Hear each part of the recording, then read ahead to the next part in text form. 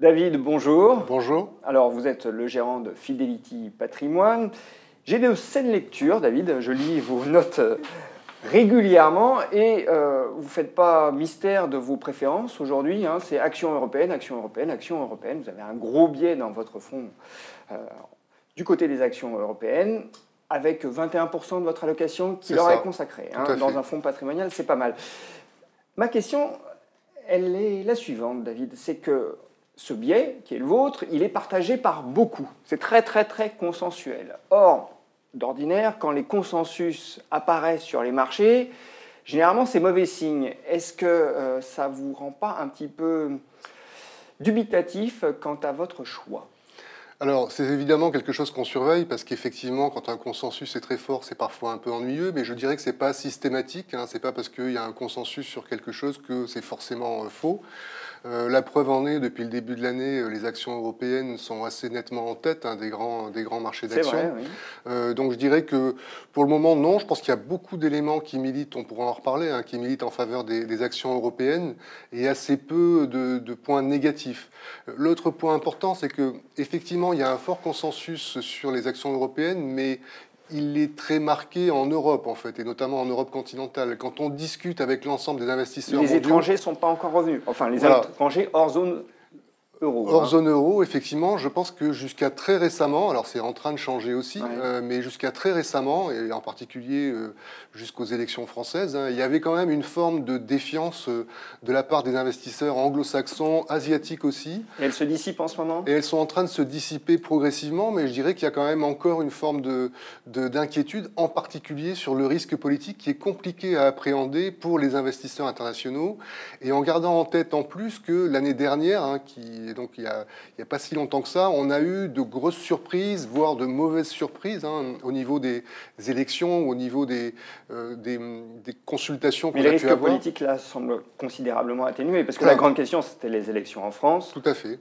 Le scrutin, le verdict final répond aux attentes du marché. Exactement, mais je pense que le niveau des craintes était assez élevé et beaucoup plus élevé que ce qu'on peut concevoir, nous, en Europe continentale. Donc ce que vous êtes en train de nous dire, c'est qu'il reste encore de la marge pour que les investisseurs hors zone euro repondèrent davantage l'Europe, la zone euro dans les portefeuilles. Je pense que c'est le cas, oui, parce qu'il y avait une vue, un positionnement assez prudent. Et puis, à côté de ça, il y a toutes ces dimensions de flux, mais je pense qu'il ne faut pas oublier que la décision et la vue qui est assez constructive sur les actions européennes, elle repose aussi et surtout sur des fondamentaux assez solides. Et c'est surtout ça qu'on regarde aussi. Est-ce que votre argument principal, c'est comme on l'entend beaucoup dire, le fait que le cycle économique en Europe est plus dynamique qu'il n'a jamais été ces dernières années ? On a 1,7% de croissance au premier trimestre en zone euro. Quand on compare à ce qui se passe aux États-Unis, où là, on est sur un modeste 0,7%, on voit en effet qu'il y a une dynamique qui se met en place et qui est plutôt favorable au vieux continent. Exactement, on a une dynamique de reprise qui est assez nette et assez forte. Les enquêtes de confiance et tous les chiffres économiques que vous évoquiez montrent qu'on est sur des niveaux qu'on n'avait pas vus depuis 2011. Le PMI composite est au plus haut historique. Voilà, donc ça veut dire que l'Europe, qui a notamment payé assez cher la crise des dettes souveraines en 2011 et qui l'a payé en termes de croissance, est en train de retrouver un momentum macro qui est positif, voire très positif.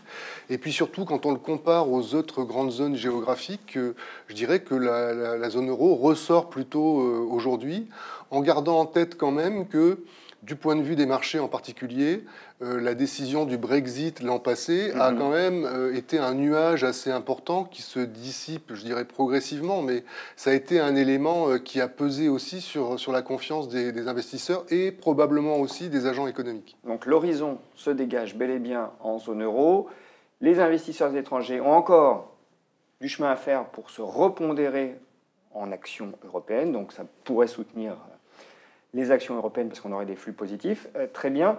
Est-ce que, néanmoins, il n'y a pas une alarme du côté des États-Unis, parce qu'on sait que les marchés américains sont les marchés directeurs, avec des valorisations qui sont très élevées, et puis une économie, j'y faisais allusion, qui est plutôt atone aujourd'hui. 0,7% de croissance au premier trimestre, c'est pas génial. Et puis on n'espère pas, plus de 2%. aujourd'hui? Oui, je dirais que effectivement, bon, les chiffres du premier trimestre ont été un peu faibles et probablement, quand on voit les indicateurs économiques, que les chiffres du deuxième trimestre seront bien meilleurs, hein. Donc je pense que parler de ralentissement aux États-Unis, ça me semble un peu exagéré. Au global, c'est quand même une économie qui va plutôt bien et qui s'en sort plutôt bien. Alors si je vous parle si j'évoque, en effet, je suggère, parce que je n'ai pas prononcé le mot de ralentissement, c'est vous qui le faites à ma place, mais si je suggère cette idée que l'économie américaine est un peu atone, c'est quand on regarde, par exemple, les indicateurs avancés et qu'on les compare aux indicateurs coïncidents, on a une tendance qui reste positive, mais on a tout de même un décalage assez important entre les attentes, l'espoir et puis la réalité.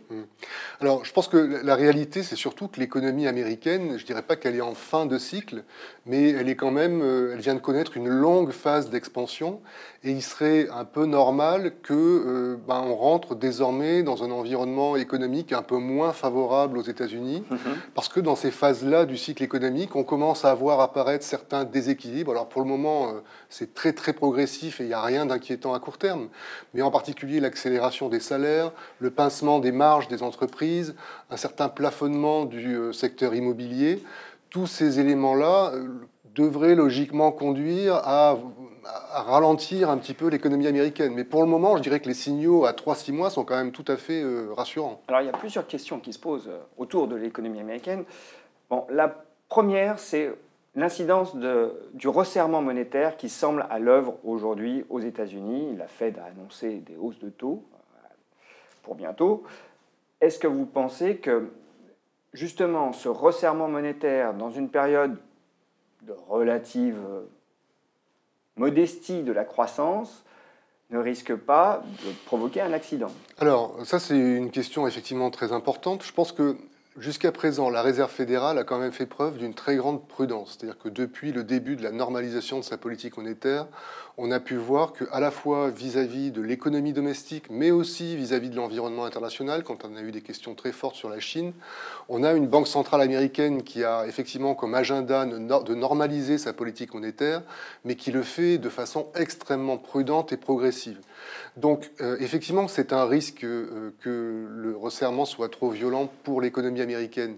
Sauf qu'il me semble que, d'une part, l'économie américaine, pour le moment, résiste bien. On n'a pas de signaux, alors effectivement, c'est pas flamboyant, mais on n'a pas de signaux inquiétants à court terme. Et d'autre part, on a une réserve fédérale qui, à mon sens, je trouve, a fait un travail remarquable et qui est d'une prudence de sioux vis-à-vis de l'économie. Donc, faire le pari d'une erreur de la part de la Banque centrale américaine, aujourd'hui, ça me paraît un pari un peu dangereux. Alors, autre question, ayant trait aux États-Unis, c'est celle du risque politique, parce qu'il semble évacué pour le moment en zone euro, même si on aura des échéances électorales qui viendront ramener ce risque, en tout cas partiellement. Mais aux États-Unis, on a la question de la présidence Trump qui suscite et concentre les critiques aujourd'hui. On parle même de destitution. Est-ce que ce risque, pour vous, est à prendre en compte actuellement? Et est-ce qu'on ne risque pas aussi, si d'aventure Trump est débarqué, d'avoir une remise en question du scénario de reflation qu'avaient acheté les investisseurs au moment de son élection? Tout à fait, je pense qu'effectivement c'est un risque. Alors je ne pense pas que ce soit un risque majeur et que ses conséquences, les conséquences même d'une destitution, soient catastrophiques. Au contraire, ça serait peut-être une bonne nouvelle. Mais par contre, effectivement, vous avez raison de souligner ce risque-là, pour plusieurs raisons. D'abord parce que depuis son élection, je trouve que le marché US a été quand même assez complaisant vis-à-vis de M. Trump, en retenant surtout les éléments très positifs qui étaient soutien à l'activité, baisse d'impôts, rapatriement des profits, etc. etc. Donc un marché qui a quand même très bien pris cette élection. Et d'autre part, quand même, globalement, depuis qu'il est au pouvoir, c'est pas très brillant. Objectivement, c'est plutôt à la hauteur des craintes qu'on pouvait avoir durant la campagne. Donc effectivement, moi je pense pas que ce soit un risque fort ou un risque dont les conséquences soient fortes, mais pour moi, je suis tout à fait d'accord avec l'idée que la présence de M. Trump au pouvoir aux États-Unis est quand même quelque chose d'un peu ennuyeux pour l'économie américaine et pour le marché américain. Alors, ce qui me semble surtout important, c'est que là, on a évoqué l'économie qui est correcte mais pas flamboyante, les hausses de taux, la valorisation, on en a dit quelques mots, M. Trump, ça fait beaucoup. Voilà, c'est exactement ça. Donc, en soi, je dirais qu'il n'y a rien de catastrophique. Je ne pense pas qu'on soit à la veille d'une récession aux États-Unis. Je ne pense pas que la Fed commettra une erreur de politique monétaire à court terme. Le marché est cher, c'est vrai, mais il n'est pas non plus sur des niveaux de bulle, hein, comme on a pu l'être. Pour vous, il n'y a pas de bulle aux États-Unis? Non, c'est cher, mais ce n'est pas une bulle. Et puis, M. Trump, bon, c'est un petit peu compliqué.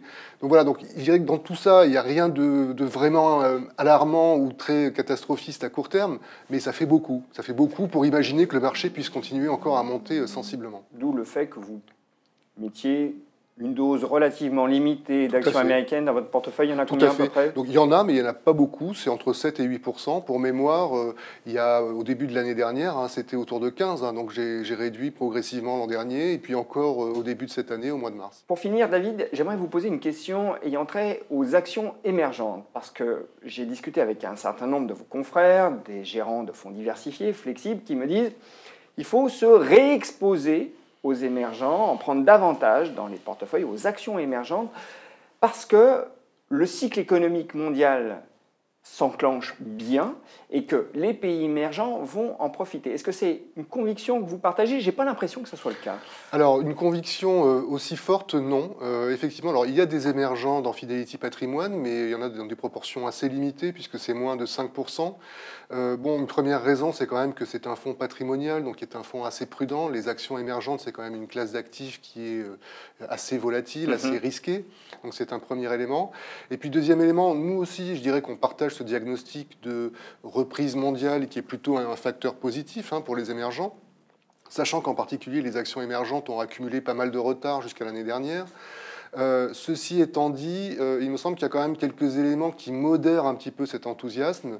D'abord, le risque politique, on le voit récemment avec des exemples comme le Brésil ou la Turquie qui sont quand même, qui nous montrent comment le risque politique est important pour ces zones-là.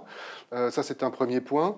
Deuxième point, c'est qu'on a aussi quelques signaux un peu moins positifs provenant de la Chine, qui est une économie très importante pour les émergents. Donc vous êtes un peu inquiet à propos de la Chine? Alors disons qu'on surveille parce qu'on a des signaux de ralentissement un peu plus clairs, des signaux de durcissement des conditions financières qui sont un petit peu plus clairs, donc rien de catastrophique à court terme, mais c'est quelque chose qu'on surveille. Donc au global, je dirais qu'on partage une forme d'enthousiasme sur les émergents, mais qui est probablement plus modéré que certains de nos confrères, effectivement. David, merci. Merci.